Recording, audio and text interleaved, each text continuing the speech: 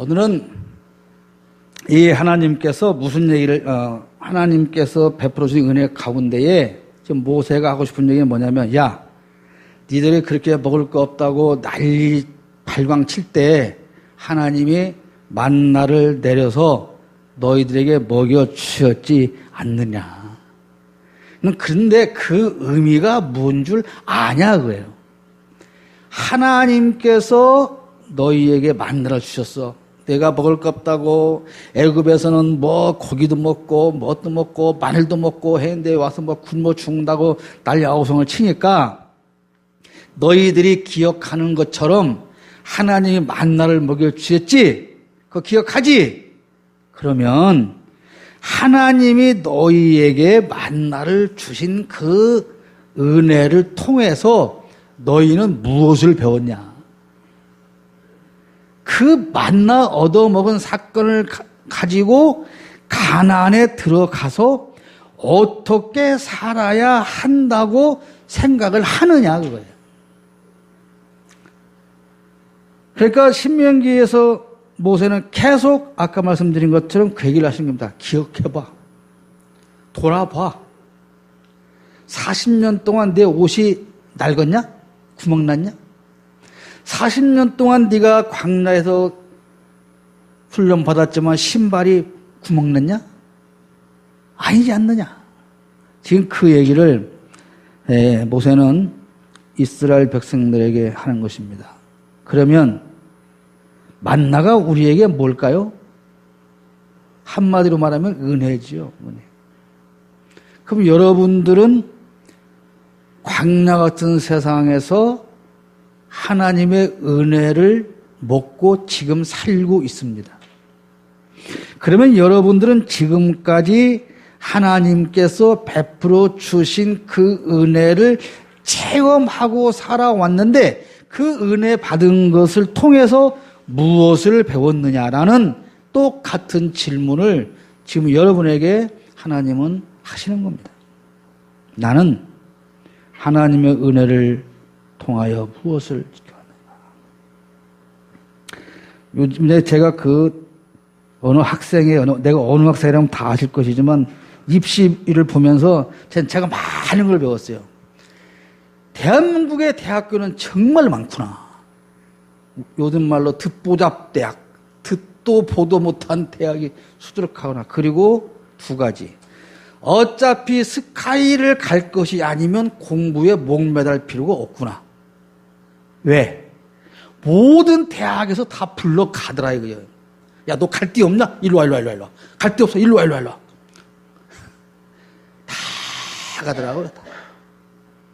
그것도 공부할 필요가 없는 건 뭐냐? 아무 생각 없이 점수 맞춰서 찍어서 가는 대학. 전공과 상관이 없는 고등학교까지의 공부. 근데 더 재밌는 건 아이들이 그렇게 대학을 가서 뭘 느낄까요? 자유를 느껴요. 야, 나 대학생이야, 이제. 마음 놓고 놀아도 돼. 근데 그 얼마나 웃기는 얘기입니까? 공부는 지금부터거든요.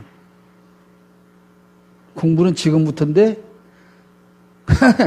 그 어느 집 아이도 갈 데가 지금 거기만 있는 게 아니야. 똑같은 과 군산도 있고 있는데 나는 그걸 멀리 가겠다면 멀리. 왜? 집에서 제발 벗어나고 싶어요. 이 군산에도 그 과를 갈 대학이 있어. 그냥 안 가. 거들떠도 안 봐. 왜? 나는 이 지겨운 집구석에서 엄마 품에서 벗어나고 싶다. 가라 이거지.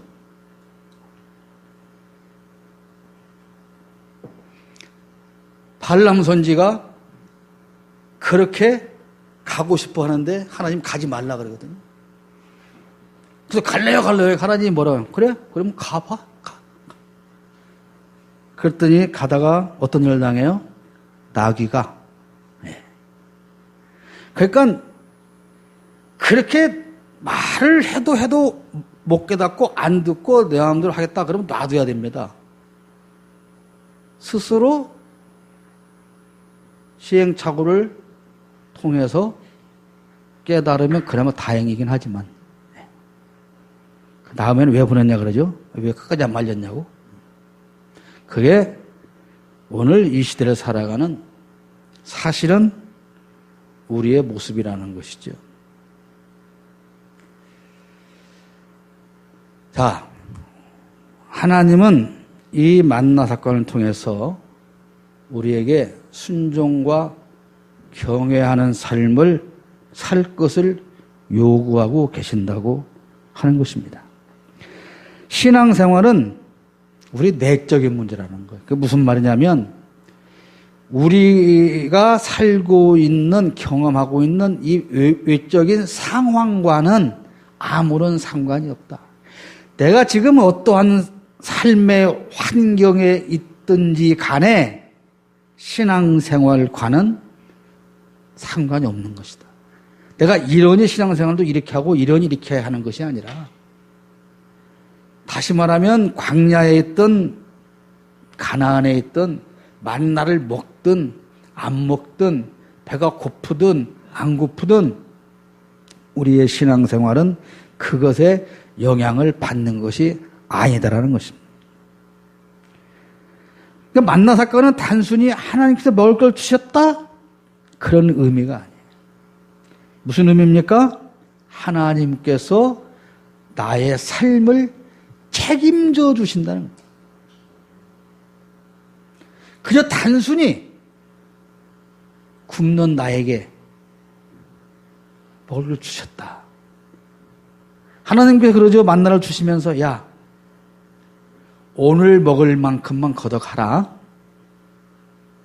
그런데 아침에 만나가 내릴 때 사람들이 어떻게 해요? 어제도 먹었어. 그저께도 먹었어. 내일도 먹을 거야. 그런데도 내일 안 내려면 어떡하지? 그리고 몽땅 걷어다가 놉니다. 어떻게 돼요? 다 썩고 벌레 나서 못 먹게 되죠. 그게 그들만의 삶의 모습일까요? 오늘 우리의 모습이다 이 말이죠. 30년 전에도 만나러 살았고 20년 전에도 만나러 살았고 10년 전에 살고 어제도 살고 오늘도 사는데 우리는 또 내일 것을 눈에 보이도록 쌓아놓지 않으면 불안해서 못 견디는 그런 삶을 살고 있다고 하는 것입니다. 여러분, 외부적인 조건, 그것과 신앙생활을 결코 연결시키지 말라는 것이 만나를 통해서 하나님께서 우리에게 주시는 첫 번째 교훈이고요. 그 다음에는 아까 말씀드린 것처럼 광야 40년 동안 만나를 먹고 살았는데 그것을 통해서 무엇을 배웠느냐. 그걸 알지 못하면 소용이 없다는 거예요. 그걸 알지 못하면.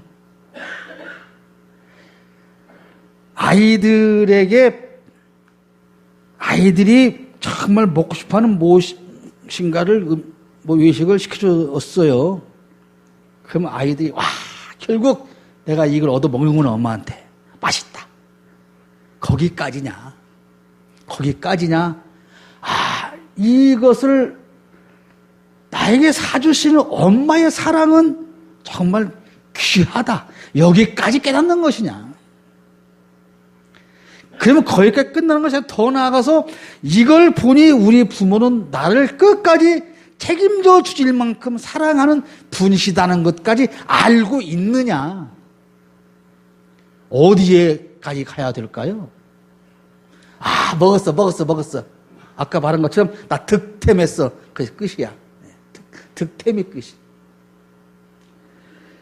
그것을 우리가 지금까지 예수 믿고 몇 년 신앙 생활을 해왔든지 간에 우리가 신앙 생활을 하면서 뒤를 돌아보면 그때마다 아까 불기둥, 구름기둥 나오고 만나고 나오지만 그때마다 받은 그 은혜를 통해 돌아보면서 우리는 지금 무엇을 깨닫고 무엇을 배웠고 그렇게 살고 있느냐. 한 번 더 얘기할까요? 저 집 딸 얘기? 이게요, 어느 날 그래요. 엄마, 저는요, 일자라는 숫자 거부가 있나 봐요. 왜 그러냐 했더니 그 대학마다 다 예비 후보가 1번이야. 여고도 1번, 여고도 1번, 여고도 1번, 여고도 1번, 여고도 1번. 예비 후보가. 갖고 어떤 데는 지 앞에서 그냥 다 끝나서 일자가 떨어지고, 여기도 1번, 저고도 1번. 내가 그랬어요. 너는 그걸 보고 무엇을 깨닫냐?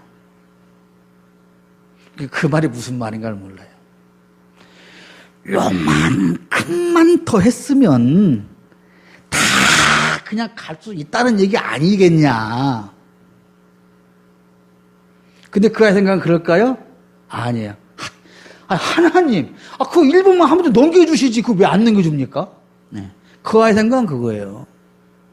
단 한 번도 대학 입시를 몇 달 동안 가면서 머리가 썩고 문드러지고 스트레스를 받으면서도 한 번도 내가 공부를 안 해서 점수가 아니야.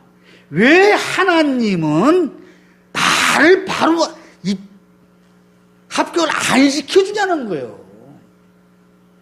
내가 볼 때는 그래. 내가 가를 볼 때는. 좀 너무하는 거 아니냐. 그게 신앙이냐 그거죠. 그게 신앙. 어리니까 그런 거죠. 여러분 마찬가지입니다. 우리가 지금까지 신앙생활을 하면서 아까 이제 제가 이 신명기 강의를 빨리 끝나야 되겠어요. 아니면 목사님이 할 얘기를 내가 앞에서 다 오가면 안 될 것 같아서 대충 하고 빨리 끝내야 할 것 같아. 다른 데 넘어가야겠어.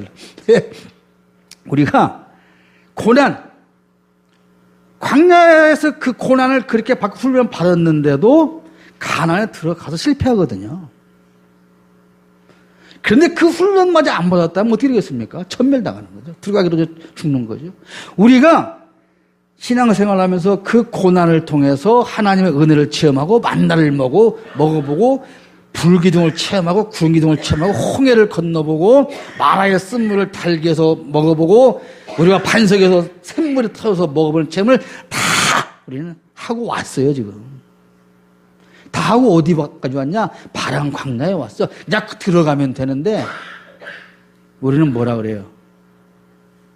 야 진짜 저 가서 우리 확인해 봐야 되는 거 아니야? 못 가면 어떡해? 그러면 그 지금까지 해왔던 훈련과 은혜가 아무런 의미가 없다는 것이지. 만나로 광야에서 살아온 이스라엘 백성이 하나님의 사랑을 깨닫지 못했다면 만나 먹은 의미가 별로 없다는 것이죠. 그러니까 오늘 우리가 살아오면서 그 많은 고난 속에서 역경 속에서 하나님의 은혜로 오늘까지 살아왔다면 우리는 거기서 분명히 깨닫고 배운 것이 있어야 한다는 것입니다. 하나님은 그러면서 뭐라고 말씀하십니까? 너 만나 먹어봤지? 뭘 깨달았어? 그러니까 우상 섬기지 마 이거예요. 그럼 우상을 섬기지 말라는 것은 무슨 뜻이냐? 우리의 인생은, 내 인생은 내가 설정하고, 내가 계획하고, 내가 노력해서 내가 목표한 삶을 사는 것이 아니라 그 모든 것을 하나님께서 해주는 사람이다. 그러니까 이 말을 더 쉽게 얘기하면 네 인생은 하나님이 책임진다. 하나님이 책임지니 너희는 제가 여러 번 반복해 말씀드리지만 다른 생각하지 말고 욕심 부리지 말고 헛된 꿈 꾸지 말고 거룩하고 진리를 목표로 삼고 하나님의 자녀로 살면 된다.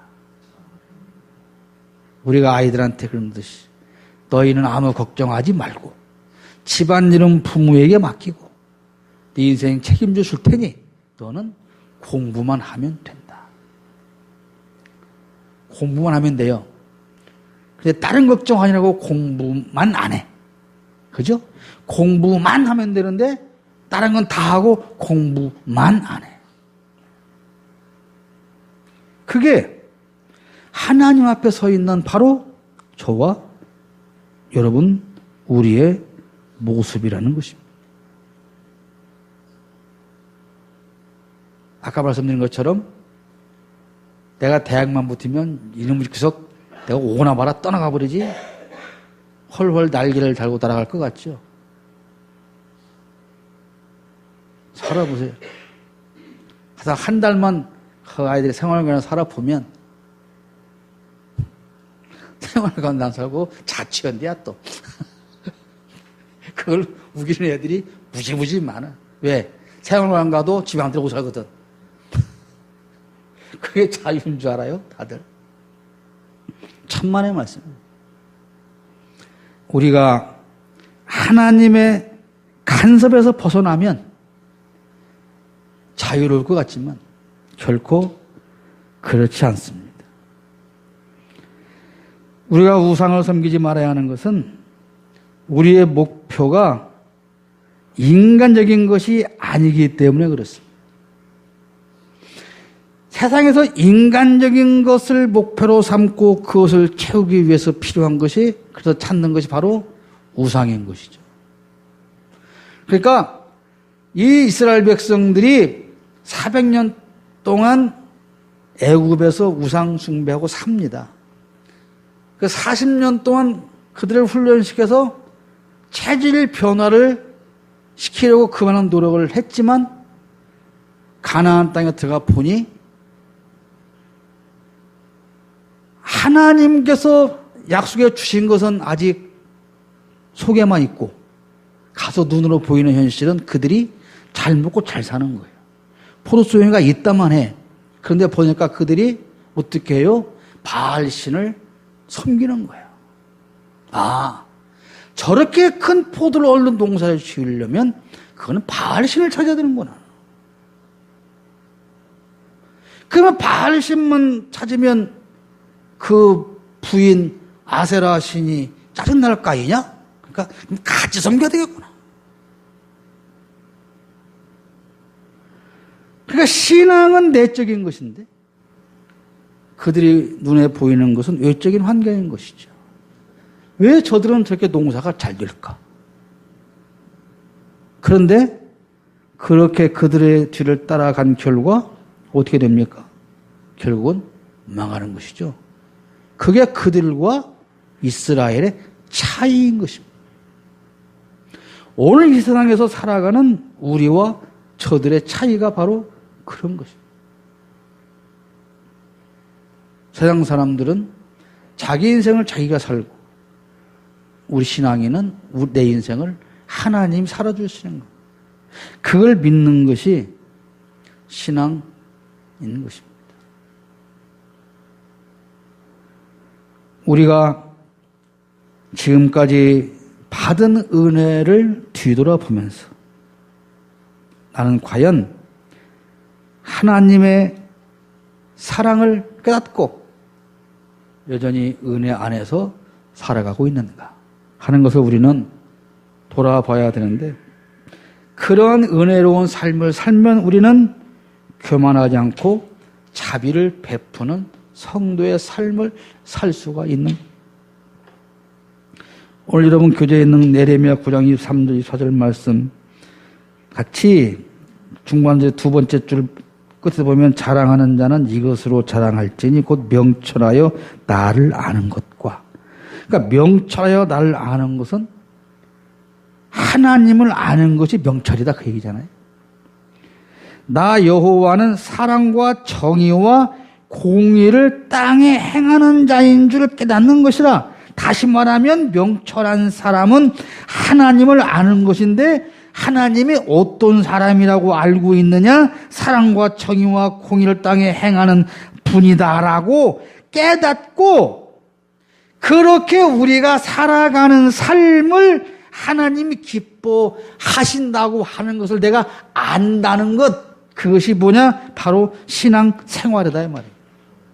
그게 바로 하나님 자녀의 삶의 모습이다 그 말입니다.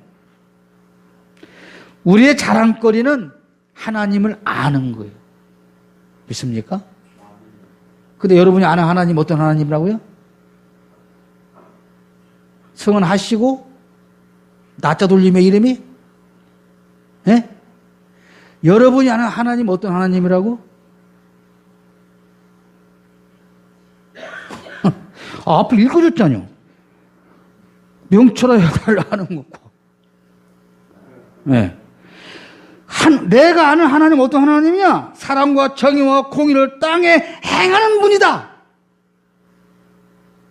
그리고 나로 하여금 그러한 삶을 살도록 요구하시고 내가 그러한 삶을 사는 것을 기뻐하시는 분이다. 호세아 6장 6절에 나는 인애를 원하고 제사를 원하지 아니하며 번제보다 하나님을 아는 것을 원하노라. 이 하나님을 알고 살아가는 사람은, 신앙인은 교만하지 않고 자비를 베푸는 삶을 살 수가 있는 겁니다. 나는 인애를 원하고, 여기서 인애란 말은 무슨 말입니까?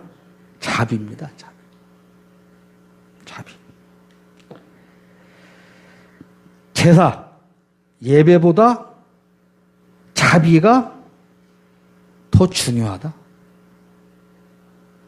이 말은 그러면 자비를 안 베풀었으니까 예배하지 말란 말입니까? 그런 말장난이 아니라 우리가 아무리 예배를 열심히 해도 내가 하나님의 자비를 갖고 나가서 베풀지 못하면 소용이 없다. 그런 것이죠. 그러면 우리가 왜 자비를 베풀어야 될까요? 자비가 뭐예요? 한마디로 말하면 사랑하고 나누는 것이죠. 왜 자비를 베풀어야 되느냐? 내가 가지고 있는 이것이 내 노력으로 만들어진 것이 아니고 하나님께서 주신 만나다. 하나님께서 주신 것이기에 너는 가지고 있는 그것을 나누어라. 자비를 베풀어라. 신명기 24장 17절 너는 객이나 고아의 송사를 억울해하지 말며 과부의 옷을 전당 잡지 말라. 너는 애굽에서 종되었던 일과 내 하나님 여호와께서 너를 거기서 속량하신 것을 기억하라. 이 말은 뭡니까? 나도 하나님께서 나에게 은혜를 베풀지 않았다면 나도 저들과 똑같은 처지에 있는 사람이다. 근데 오늘 내가 이렇게 사는 것은 하나님의 은혜로 인한 삶이니 나보다 부족한 저들에게 나누어 주는 것은 당연한 것이다. 그런 얘기예요. 나는 열심히 살아서 더 많이 벌었고 저 사람들은 게을러서 못 버는 게 아니라 나는 하나님의 은혜로 받았고 나도 은혜로 받지 않았다면 저들과 다른 것이 없고 그렇기 때문에 나누는 삶을 살아야 합니다. 그러니까 우리가 아까 제가 서론에 던졌던 질문 만나를 체험하고 무엇을 배우느냐 하는 것은 뭘까요? 하나님의 은혜로 사는 사람은 만나를 체험한 삶은 만나는 매일 오는 거잖아요. 매일매일 하나님의 은혜를 받고 체험하는 사람은 그러므로 어떻게 해야 된다? 나누는 삶을 살아요. 결론적으로 성경에서 우리에게 요구하는 것은 세상에서 인정받으려 하지 말고 하나님께 인정을 받으라는 것입니다. 여러분 하나님께 인정받는 사람이 세상에서 인정받지 못하겠습니까? 어제죠? 어제 저희 광화문에서 5.18에 관한 양국 집회가 열렸는데 저는 정말 이해 못하는 게 제 나이 된 사람들이 왜 태극기를 들고 이제 그 일장기까지 들고 우길까지 들고 나와서 이해를 못해. 그런데 그 뒤에 보수 기독교인들이 이번에 한기총 된 전 아무개 목사 다 말을 제가 전달할 수가 없어요. 예? 강단에서 하는 말이 여자 신도는 목사가 속옷을 벗으면 벗어야 한다. 내가 지금 정화해서 속옷이라 하는 거예요. 무슨 죄인은 빨갱이다, 공산당이다, 처단해야 된다. 이런 사람들이 한국 교회의 지도자로 되어 있고 그들의 배후의 역할을 하고 있는 거예요.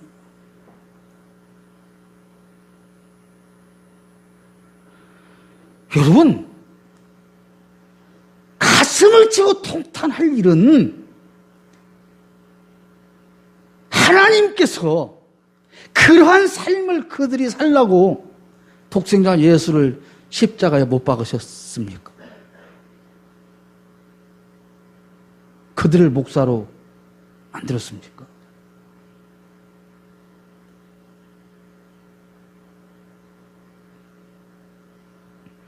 청와대 종교인들을 부르는데 자기는 불렀는데 안 갔대. 다음날 청원에서 부르지도 않았는데요. 얼마나 창피스러운 일입니까?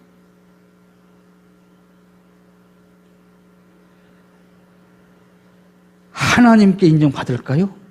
여러분,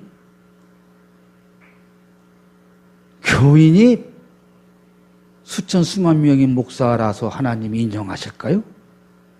성도들이 거의 교주처럼 섬긴다고 해서 하나님이 인정하실까요? 하나님께 인정받는 삶이 신앙인의 삶이어야 합니다. 단 하나님의 은혜로 사는 사람이에요. 내가 잘나서 사는 게 아니라 하나님의 은혜로 살기 때문에 세상 것으로 나를 지키지 않고 세상 사람들과 내가 경쟁해서 그들을 밟고 무너뜨리는 삶을 살지 않는 겁니다. 매거진 군산에 제 글을 한 편 쓰는데 내일 아마 그런 얘기를 제가 쓰려고 해요. 자, 여러분, 엊그저께도 군산 출신 어느 여성이 새만금 개발청장으로 부임을 했어요. 근데 프레카드가 막 걸리죠. 축하합니다. 뭐 이런 거죠. 아무개 어떤 고등학교 몇 기 선배님 뭐 스타 진급을 뭐 축하합니다. 왜 축하를 받아야 할까요? 우리가 말하는 성공은 뭘까요? 지금 우리 머릿속에 들어있는 성공의 개념은 높은 자리에 올라가서 많은 사람 위에 선다는 개념입니다. 그렇죠? 그러니까 국회의원이 되면 27만 시민의 국회의원이 되면 내 밑에 쫄병이 27만 명이 있는 거예요. 그러니까 내가 높은 사람이죠. 인구 27만 명의 시장이 되면 내 그 27만 명이 내 밑에 있는 사람들이고 나는 높은 사람인 거예요. 그러니까 말을 듣습니까? 귀를 기울입니까? 그런데 우리는 내 자식들에게 그런 성공하는 사람이 되어야 한다고 가르치고 있어요. 누가? 예수 믿는 내가. 27만 명 시민의 시장이 되었으면 27만 명 밑으로 내려가서 그를 섬겨야 되는 것입니다. 그러면 그게 축하받을 일이 아닌 것이죠.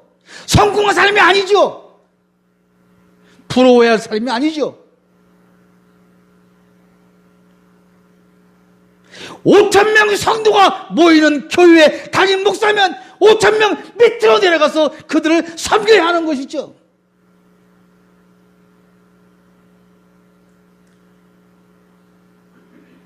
그러니까 큰 교회 목사는 더 성공한 목사고. 왜? 밑에 쫄병이 더 많으니까. 이런 조그만 교회 목사는 실패한 목사고. 왜? 내 발 밑에 몇 명 없으니까. 의인은 악인의 길을 쫓지 않습니다. 그게 무슨 말입니까? 지금 제가 드린 이 말씀대로 사는 것, 이런 성공의 개념을 갖추고 살아가는 것, 그것은 의인이 악인의 길을 쫓다가 결국 망해버리는 것입니다. 성공은 진정으로 그리스도의 삶을 나눔으로 말미암아 하나님으로부터 인정받는 그 삶이 성공한 삶인 것입니다. 하나님께서 이 못난 나에게 승리와 영생과 복을 주신 것은 내가 잘나서가 아니라 너 혼자 잘 살아라가 아니라 그걸 가지고 나가서 나누고 사랑하고 저들과 부대끼며 함께 살아갈 때 하나님이 기뻐하신다. 그것을 깨닫는 삶, 그것이 신앙인의 삶이고 광야에서 만나를 체험하며 살아온 우리의 삶인 것입니다. 만나가 내립니다. 남들보다 내가 더 먼저 가서 더 많이 죽으려고 머리 박 터지고 가서 내가 많이 주고 왔다, 내가 이겼다, 내가 승리했다, 그게 아니라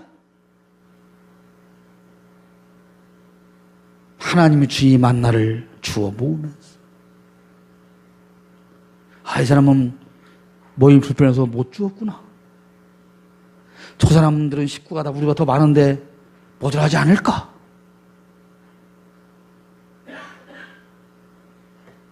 최소한 그 정도의 삶은 만나를 체험한 우리가 살아야 한다는 것입니다.